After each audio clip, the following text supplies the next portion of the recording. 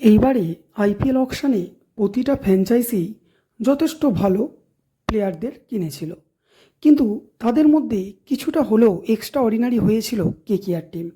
কারণ তাদের কাছে ক্যামরান গিনের মতো এবং ফিন এলিনের মতো ব্যাটসম্যান ছিল, যার সাথে রামমান পায়েল, সুনীল নারিনের মতো অলরাউন্ডার ছিল। বোলিং অ্যাটাকের দিকে মাথিসা পাথিরানা, হার্ষিদ রানার মতো ফাস্ট বোলিং অ্যাটাকও ছিল। কিন্তু হঠাৎই যেন কেকেআর টিমের প্রতি নজর পড়ে গেছে।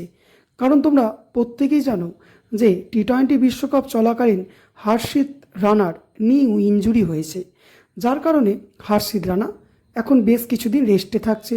অপরদিকে মাথিসা পাথিরানাও রেস্টে চলছে এবং কিছু ইন্টারন্যাশনাল কারণের জন্য মুস্তাফিজুর রহমানকেও টিম থেকে বাদ দেওয়া হয়েছে। কিন্তু কথা হচ্ছে যে কেকেআর টিমের তাহলে বোলিং অ্যাটাকে কারা কারা থাকতে চলেছে, কবে থেকে কেকেআর টিম প্র্যাকটিস ক্যাম্প শুরু করতে চলেছে, কোথায় শুরু করতে চলেছে, কারা কারা যোগ দেবে, সমস্ত কিছুটা জানাবো এই ভিডিওর মধ্যে। কিন্তু তার আগে তোমাদের কাছে একটাই রিকোয়েস্ট, প্রতিনিয়ত আইপিএল রিলেটেড এবং ক্রিকেট রিলেটেড কেকেআরের নিয়ে এরকম খবর যদি পেতে চাও অবশ্যই চ্যানেলটিকে সাবস্ক্রাইব করে রাখতে পারো। দেখো, মাথিসা পাথিরানার তো টি-20 বিশ্বকাপ চলাকালীন চোট হয়েছে। মাথিসা পাথিরানা হচ্ছে কেকেআর টিমের প্রধান ফাস্ট বোলিং অ্যাটাক, যার জন্য অকশানে কেকেআর টিম মাথিসা পাথিরানাকেই বেশি প্রায়োরিটি দিয়েছিল।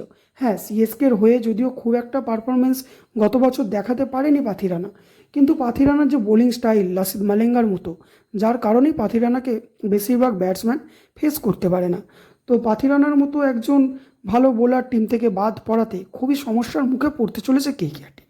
কিন্তু ভালো খবর জানা যাচ্ছে, ফার্স্ট হাফ অর্থাৎ প্রথমে 5 থেকে 6টি ম্যাচ বাদ পড়তে চলেছে পাথিরানা, তারপর সে সম্পূর্ণ হয়ে কেকেআর টিমের হয়ে খেলবে বলে জানা যাচ্ছে। এখনও রুলড আউট হয়নি পাথিরানা, তো পাথিরানাকে তোমরা দেখতে পাবে, হয়তো প্রথমের 5-6টা ম্যাচ দেখতে পাবে না।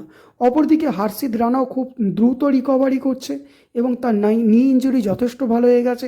বলা হচ্ছে প্রথমের 4-5টা ম্যাচই হার্ষিদ রানাকে দেখা যাবে না এবং তারপর হার্ষিদ রানাও অ্যাভেলেবেল হতে চলেছে।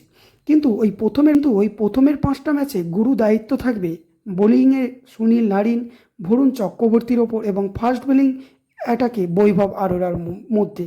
কিন্তু বৈভব আরোরা কি অতটা গুরুদায়িত্ব পালন করতে পারবে? সে একা হার্ষিদ রানে এবং মাথিসা পাথিরানার কমতি পূরণ করতে পারবে? সেটাই হচ্ছে বড় প্রশ্নের বিষয়। তো তোমাদের মতে কাকে কেকেআর টিমে রিপ্লেস করা উচিত অবশ্যই কমেন্টে জানাতে ভুলো না। এবার কথা হচ্ছে যে কবে থেকে শুরু হবে প্র্যাকটিস ক্যাম্প। কলকাতায় ইডেন গার্ডেন্সে 17ই মার্চ চলে আসবে কেকেআর টিমের সমস্ত প্লেয়ার। যেহেতু টি-20 বিশ্বকাপ শেষ হয়ে যাচ্ছে আগামী রবিবার, তো এই সমস্ত প্লেয়ারই অ্যাভেলেবেল হয়ে যাবে 17ই মার্চ থেকে এবং 18ই মার্চ থেকে কলকাতা ইডেন গার্ডেনের মাঠে প্র্যাকটিস ক্যাম্প শুরু হবে। যদিও মেন পিচ এবং তার সাইডের পিচে প্র্যাকটিস হবে না, বাকি যে সমস্ত পিচগুলো আছে সেখানে প্র্যাকটিস হবে।